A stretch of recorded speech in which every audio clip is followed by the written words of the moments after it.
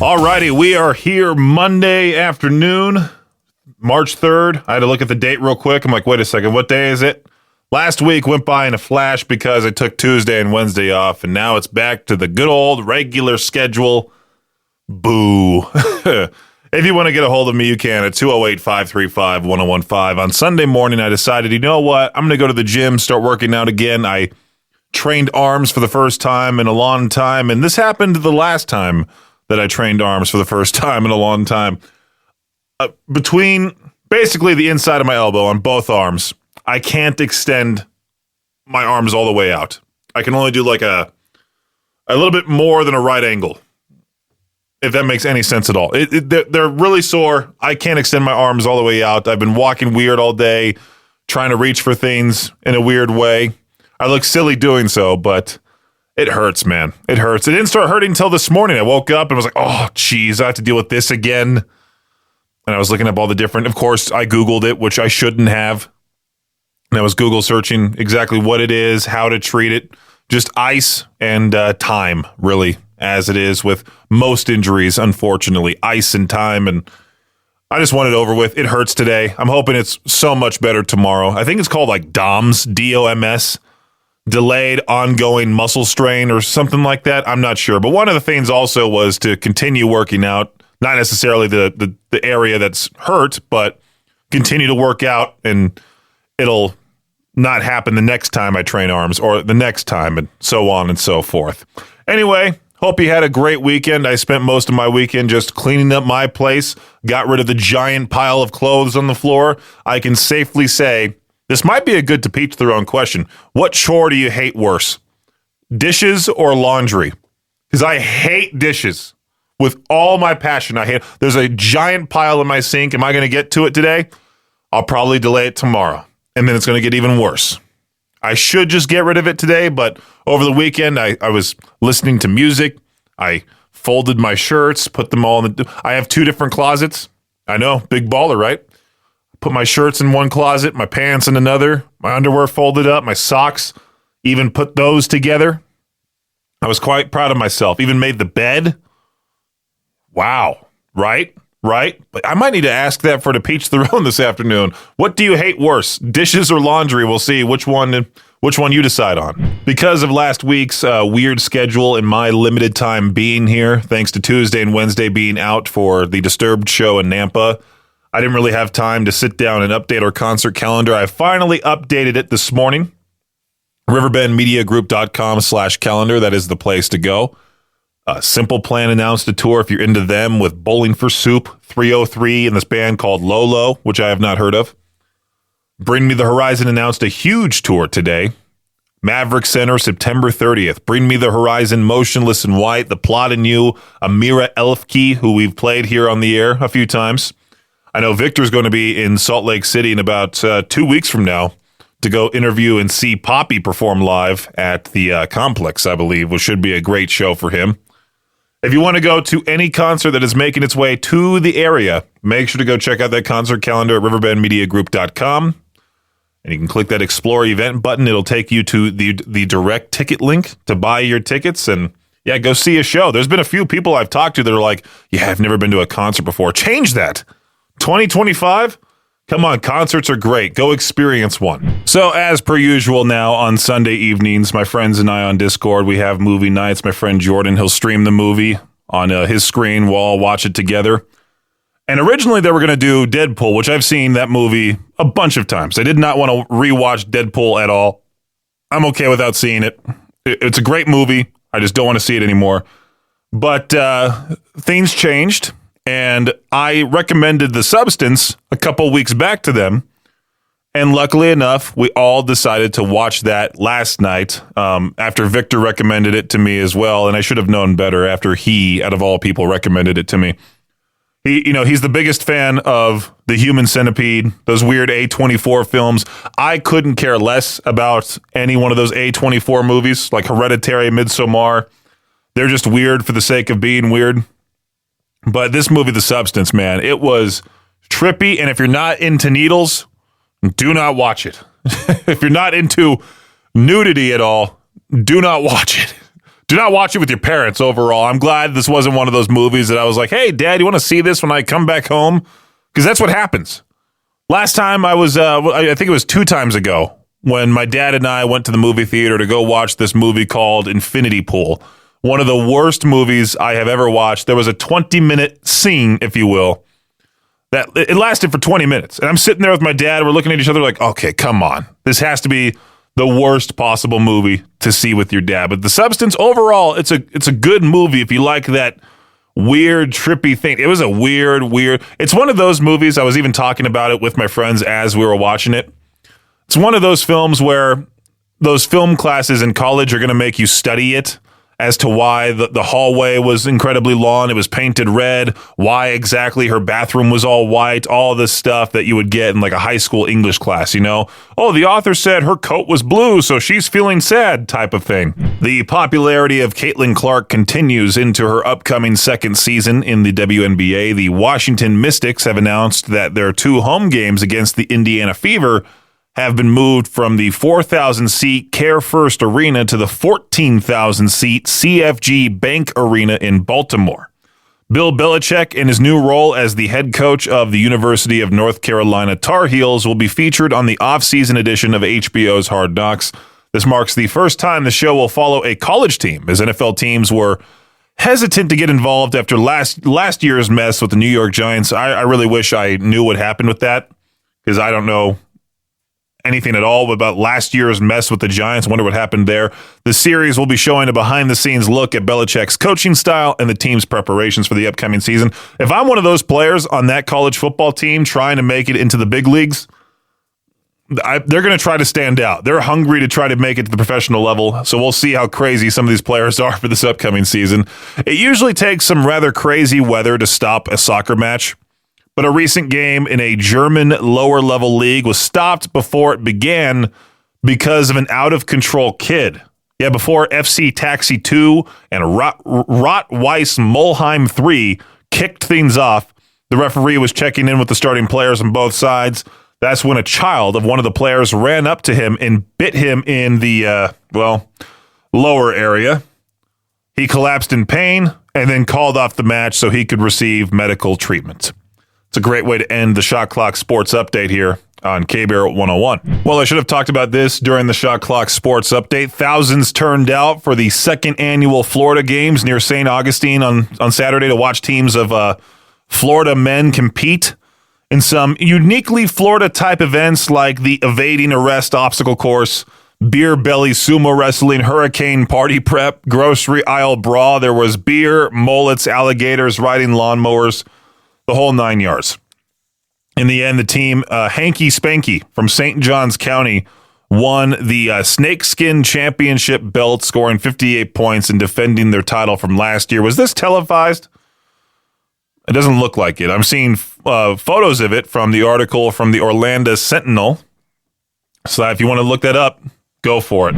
Last week, I had the awesome opportunity to interview Johnny Hawkins, the lead singer of the band Nothing More. If you're familiar or not familiar with him whatsoever, definitely go check it out. It's on our YouTube channel at KBear101RMG. You can also find it on our Facebook page. I posted the full thing there. I even posted the full thing on my personal page. I was quite proud of how the conversation went. I mean, I got that email prior to the interview saying, hey, keep this at a hard 30. He needs to be out of there in 30 minutes. And I thought it was going to be 10, 15, and that was it. And me and Johnny talked as if we were friends catching up for the first time in years. And sure enough, I look to my left and I see the clock and it's getting close to 30. So I cut it off right then and there, said, hey, thank you so much for your time. And sure enough, it was a fun interview. Got some news about an unannounced tour that should be happening early 2026. There's this thing he brings out on stage called the Scorpion's Tail that he rides around. It's a very weird contraption. If you haven't seen Nothing More, I haven't seen Nothing More either. But I've heard from multiple people that Johnny has a ton of energy on stage and he's running around doing all this crazy stuff. Definitely not one of those bands that just stands there, plays their songs, and dips. No, they do a lot of cool stuff with their shows from what I've heard. You can also see them live over in Boise, May 6th, I believe, at the Knitting Factory. It's on our concert calendar at riverbendmediagroup.com. But overall, the conversation went great. You should definitely check it out. I'm extra proud of this one. K-Bear 101 RMG on YouTube, as well as our Facebook, K-Bear 101 FM. Coming up in just a bit, I'm going to be doing a either-or type of to-peach-their-own question. And I was looking at this, overall dumb radio prep article about how each American eats an average of 20 pounds of pasta each year. Big whoop, right? There's usually some type of sauce on it, so Instacart was like, I wonder which type of sauce Americans prefer. What do you think the number one answer is? If you were on Family Feud right now, what would you think is the number one answer? If you said marinara, sure enough, number one. Number two, well, what's behind marinara usually? Alfredo. I prefer Alfredo myself. I think it's better with certain pastas, but am I going to have spaghetti with Alfredo sauce? That feels like a crime. I got to have marinara with that one. My parents and my mom used to be, what's the word I'm looking for? Well, she used to have to deal with my dad and I disagreeing because he was a marinara guy. I was the big time Alfredo person, but I'll eat either or. I'm not going to make a big deal about it. My dad, of course, did, but who cares? It's food. It's on the table. I'm grateful for it. On this list, even further, number 3, tomato basil, tomato garlic, pretty much any pasta sauce that you can think of. Look at the Instacart list. Who cares? It's time for a little food confession session. I saw this question on Ask Reddit, and I'm definitely going to ask it tomorrow for To Peach Their Own. I stumbled across this whole thing where people were just admitting to hating foods that everyone supposedly loves. You know, the stuff that if you say you don't like it, people look at you like you just kicked a puppy. And some of these takes are absolutely criminal. Someone said they hate pizza. I've never met anybody in my entire life that hates pizza. It's like saying you hate fun. Another person straight up slandered mac and cheese. But then some of these are kind of relatable. Like I do see some people saying they can't stand avocados. They always blame the texture. They never blame the taste. They just blame the texture of avocados because they taste like grass butter, apparently, well, there's a taste excuse right there. For the most part, I've met people that only say, well, it's a texture thing. Kind of like tomatoes. They're a controversial ingredient to put on your burger. I think I did see, what else did I see on here? I saw Twinkies. So the top answer was any Oreo that isn't Oreo flavored. To me, I like, to be quite honest, any flavor of Oreo is great. Even the Sour Patch Kid Oreos, sure, it's a cookie. Who cares? It's a nice little sweet to eat. I need to stop eating sweets. That's my main thing. What's a universally loved food that you secretly think is trash? Now, here's my hot take, and I've never liked this food ever in my life. My mom used to make she didn't make it. She used to heat up the Stouffer's, but I also have tried homemade lasagna, and I have never liked it. Never cared for it. Would I rather have a different pasta dish? Absolutely. Absolutely. So yeah, I'll save this question for tomorrow. What's a universally loved food that you secretly think is trash? Over the weekend, I decided to check what was in my mailbox for the first time in like a week. So as per usual, there was a ton of stuff in there. Most of it not for me. There was magazine subscriptions that people had that previously rented my apartment and for some reason never decided to transfer the subscription to their new address. Maybe they died and I'm just getting a dead person's magazine subscription. I don't know. But I just throw those away automatically. I'm not keeping Vanity Fair or Vogue or any one of those. But then I got this notice, this actual legitimate notice from the United States Postal Service saying I owed $4.19 in postage for some reason for a package they couldn't deliver because I wasn't home. I don't know if I should go to the post office tomorrow during my lunch break. I was supposed to go today because they close at 5. Why does every government building have awful hours? There are a lot of businesses out there as well that also have awful hours, like they're not open on the weekends when I'm off and I can actually go to these businesses. But yeah, I had to spend time out of my workday to drive over to the USPS, pay $4 for something that I don't even know what it's going to be. I think my friend Matt sent me some sort of weird thing. Maybe I'm thinking it's a fridge magnet from Hawaii. That's what I'm thinking. He was very thoughtful. He knows that I like to collect fridge magnets, and every time I travel somewhere, I always make sure to grab one. It sucks not to have one for any one of the other cities. I think I have an Idaho Falls one. I do have an Idaho Falls one. There's not a Pocatello fridge magnet. There's not a Rexburg fridge magnet. I even stopped in Twin Falls to see if there was one. They didn't have one either, which was surprising. They just had the generic Idaho magnet. Or I think they also had the Yellowstone ones too, which Yellowstone, it's close by, I guess. Maybe people stop here just to, grab a souvenir before they fly back to wherever they came from during the summer. So that's why we have Yellowstone fridge magnets and Yellowstone souvenirs everywhere. But for the most part, if I travel to a unique place, I'll go to one of their gift shops, buy myself a fridge magnet. And I think that's what my friend Matt sent me. Even though I've never been to Hawaii and I've always wanted to go, I'll have to stare at this fridge magnet and hope someday I can go there myself. So Qatar Airways, they're defending the crew of a recent flight from Australia to Qatar who forced a couple to sit next to the body of a passenger who died mid-flight. We talked about this story previously. A woman collapsed and died in the aisle about 10 hours into the 14-hour flight. So the crew sat her body in an aisle seat, covered her with a blanket while this horrified couple had to sit next to her.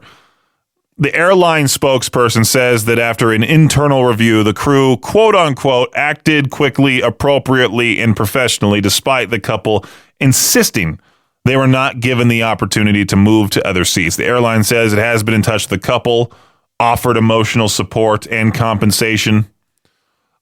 At some point, for some reason, part of me is buying it. A huge part of me also is not buying it. Because you have to deal with these professionally. I mean, Qatar Airways, were they ever going to admit fault? Most likely not.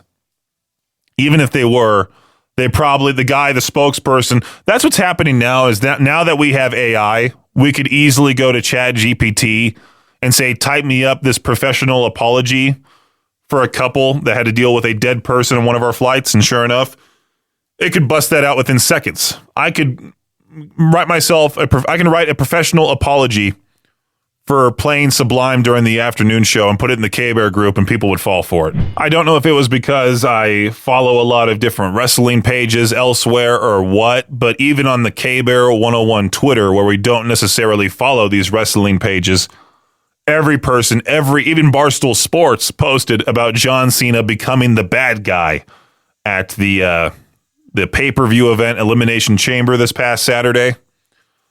I guess The Rock came out. I didn't watch the event, but The Rock came out, gave John Cena the signal, and then John Cena just quickly kicks Cody Rhodes, and everyone was in shock, apparently.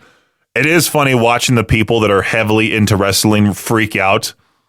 Like, there was a few videos I saw. People were, like, live streaming themselves reacting to the event. And one guy legitimately sat there at his computer and cried. Now, I was a fan of wrestling for a good amount of time throughout my childhood, my early teen years. But as I've talked about previously, it's gotten so corny and bad that I'm just like, you know what? Maybe I've outgrown the magic. I don't know. I feel like as a kid, those older wrestling events, they were throwing more realistic looking punches. But if you do look at one of the videos of what happened recently, for some reason, Travis Scott was there too, the rapper. And he punches, he full on, I would say he smacks Cody Rhodes legitimately on the side of the head. And it was a hard smack too. Like, you can tell he was not used to faking those hits. Cody took it like a champ though, because otherwise, if it was another wrestler, Cody would have probably gotten mad and met him backstage. It'd be funny to see Cody Rhodes flip out on that very skinny rapper Travis Scott backstage. They get into a full-on fist fight. After seeing that slap, I would have, if I was that wrestler, getting hit for some reason by this rapper that had no business being in the ring. I did see a funny joke because it was The Rock, John Cena, and Travis Scott in the ring together. And it's very weird that all three of those guys are playable as Fortnite characters. Usually I don't care for award shows. I think they're stupid. But the Oscars, they happened last night, no, it was last night. I was thinking maybe Saturday, but no, it was definitely last night.